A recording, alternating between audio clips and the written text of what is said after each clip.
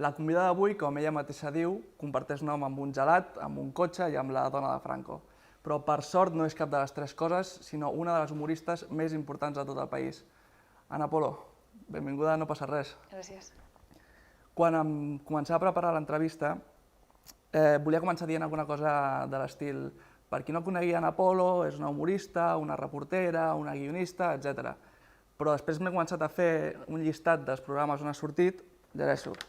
La segona hora de RAC1, reportera pel programa Tips de TV2, Catalunya Directa de 8TV, col·laboracions a No te metas en política del Facu i el Miguel Maldonado, ara has estat al Fax de TV3, ara estàs a l'APM Catalunya Ràdio, i això en poc més de 2 anys. Llavors, el que et volia preguntar és, t'imaginaves que podries arribar on has arribat amb aquest període de 3 anys? La veritat és que no.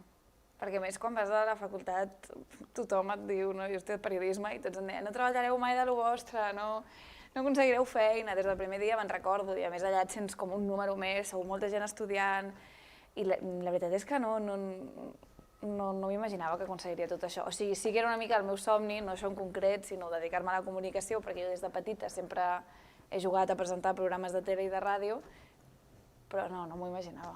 I amb el punt d'humor, o sigui, de petita, eres de les gracioses de la classe? No, per res. O sigui, de petita, no, jo era superbona estudiant, m'encantava respondre a les preguntes de la profe, o sigui, m'encantava estudiar, no era gens, no, em deien empollona, vull dir, jo no era gens la divertida de la classe.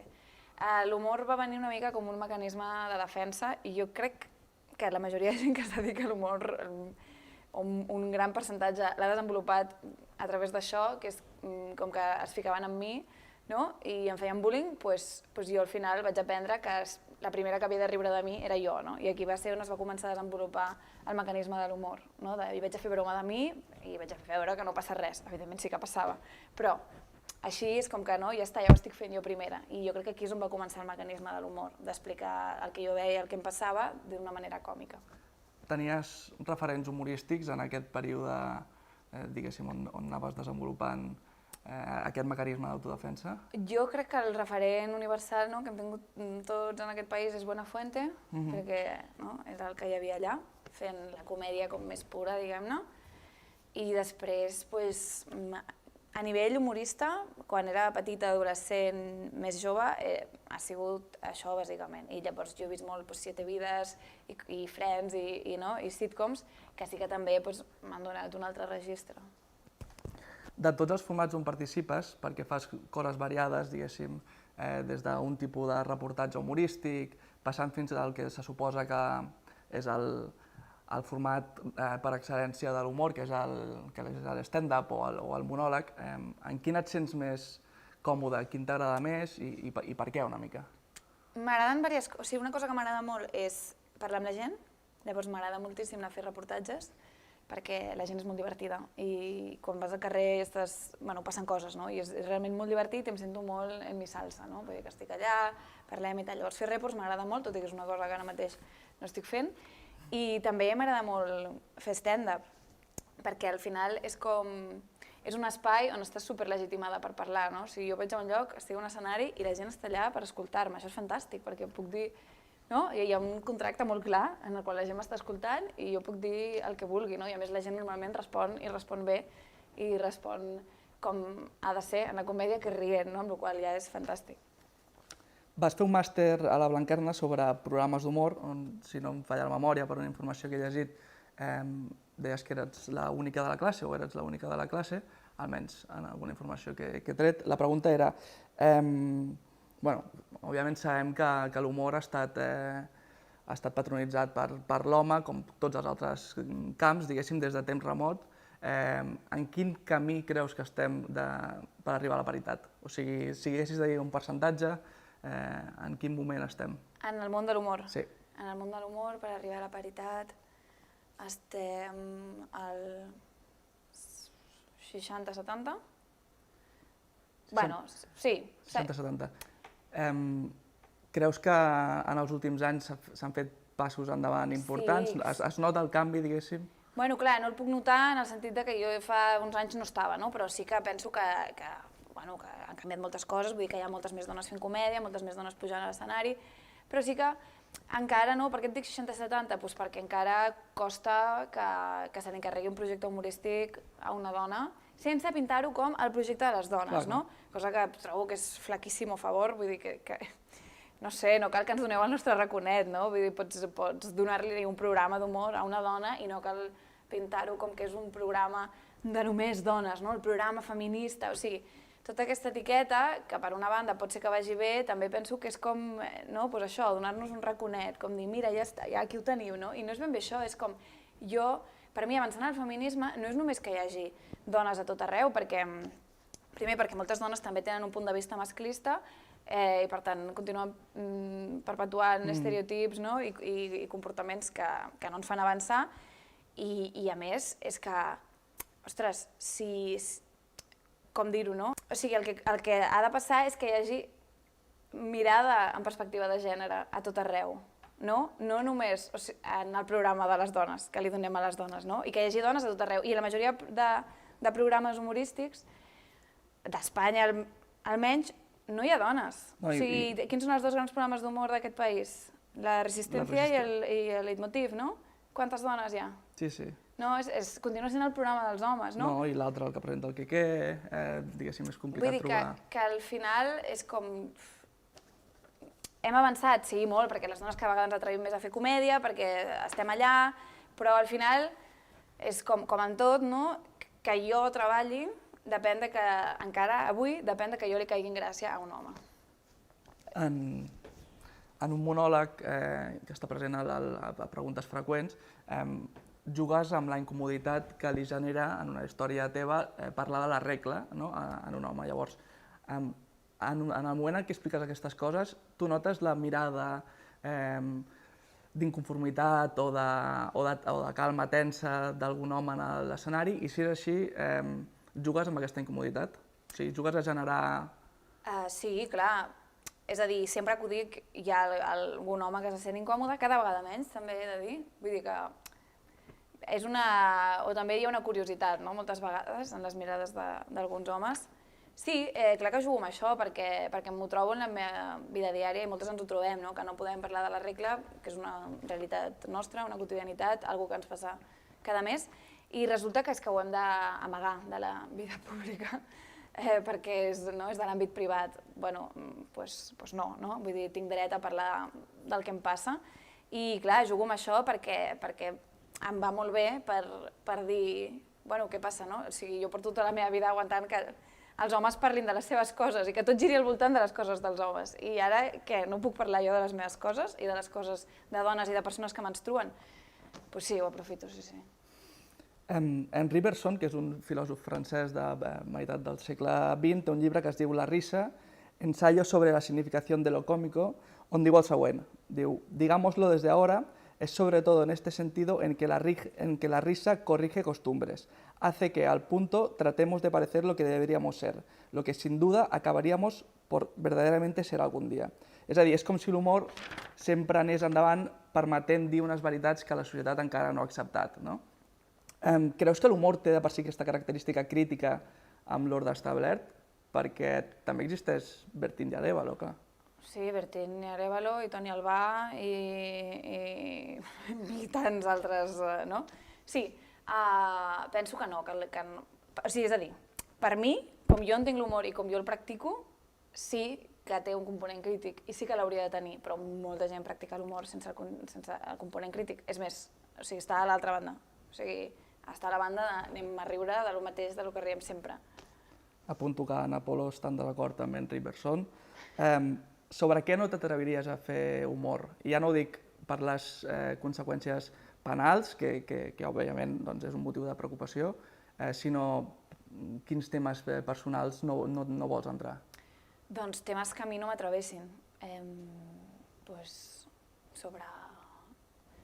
Sobre racisme, sobre gordofòbia, sobre etnicisme, sobre classisme... És a dir, no faria broma d'aquests temes des d'un punt de vista en el qual perpetués aquests estereotips i aquestes opressions. Si fes alguna broma, la faria, però no abanderant-me com a res. No sé si Sí. Intentant, sobretot, no apropiar-me la veu de ningú, perquè són temes que no m'atravessen, que no em toquen.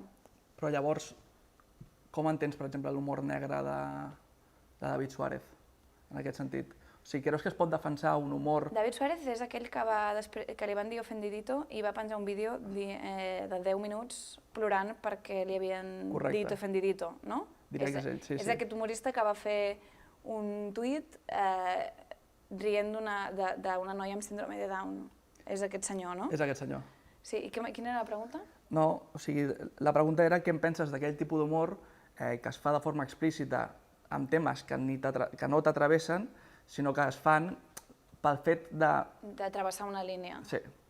Penso que és basura, penso que estan perpetuant estereotips que portem com a cultura, com a societat, els portem nosaltres des de fa moltíssims anys i penso que estan fent un humor nociu per avançar com a societat.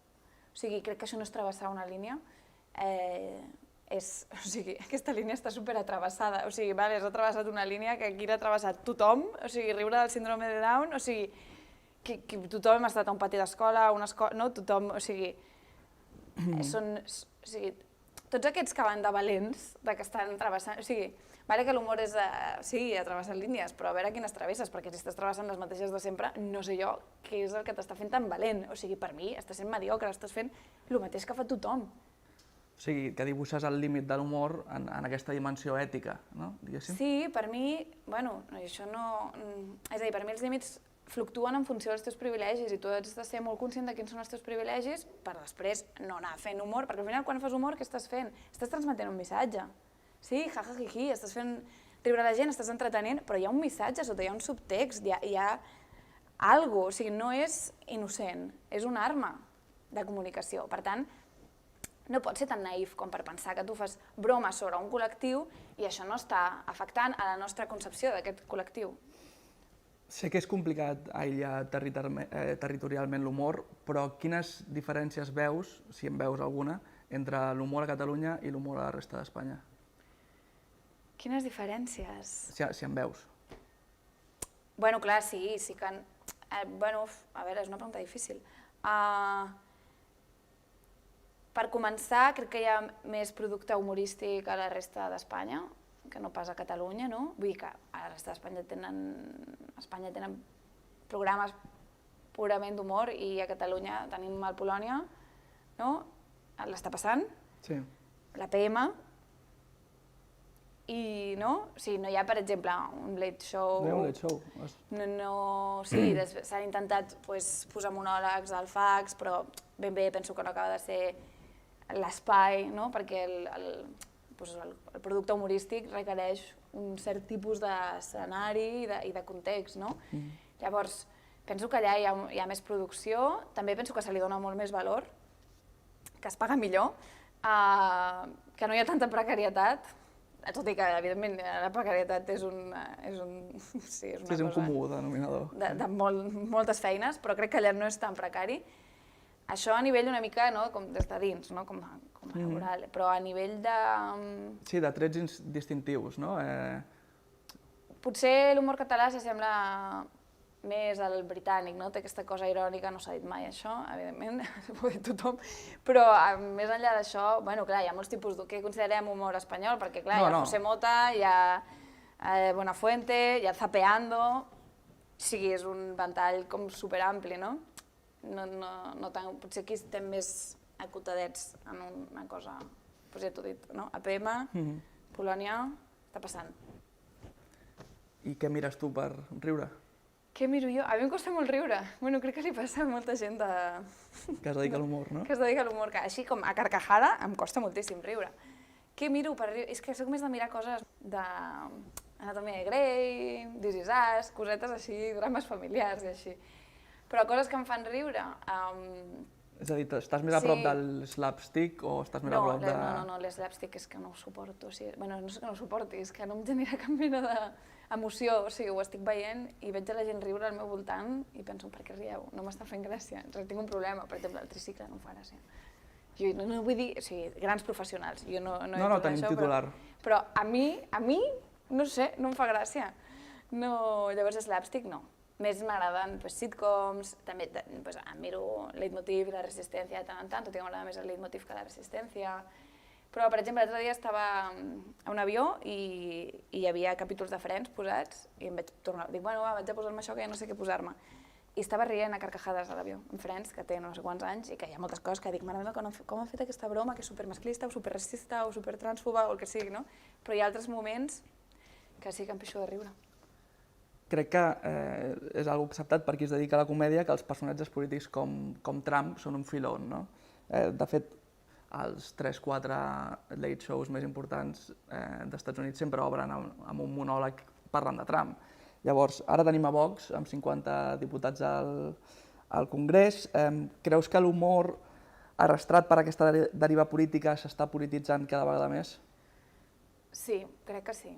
Crec que el fet de que ara, no, l'actualitat política ara, i quan dic aquest ara és un ara etern, que no sé quants anys fa que dura, però que jo me'n recordo quan era petita o quan estava a la carrera, no, que pensava, política, que avorrit, no? Que avorrida la política, perquè era una època on tampoc no estava passant massa res, però ara, clar, no és avorrit perquè no, està tot superpolaritzat, estem tothom superencesos, no? I clar, estem allà que és gairebé com el futbol, no? És un seguiment al Twitter, no sé què. Llavors, sí, jo crec que s'està polititzant l'humor per bé, perquè a més és una manera de lluitar potentíssima. Vull dir, si jo faig una xerrada sobre el feminisme i bla bla bla, vindrà la meitat de gent que si vaig a fer un monòleg. I potser reflexionem el mateix i acabem traient les mateixes conclusions, però és més directe. Bueno, estem acabant ja. Recomana'm una pel·lícula, un llibre i un monologuista o monologuista que t'agradi. Vale, monologuista amb Charo López, una monologuista argentina, que és brutal. Normalment fan gira amb la Malena Pichot. Ho podem trobar a YouTube, suposo que hi ha. És una altra còmica argentina i de tant en tant venen per aquí. Van venir a Barcelona fa 6 mesos o així. Llavors, una pel·lícula, complicat, ha de ser d'humor? Relacionada amb... Sí, ha de ser d'humor. Una pel·lícula... Estic pensant, Ostres, és molt difícil això, Perquè a més, altra vegada, miro poques pel·lícules d'humor. Llavors... Per exemple, tot el món Monty Python t'atrau? No, puc dir que no he vist mai una pel·lícula de Monty Python. Estupendo. Això està fatal, com a còmica, ja ho sé.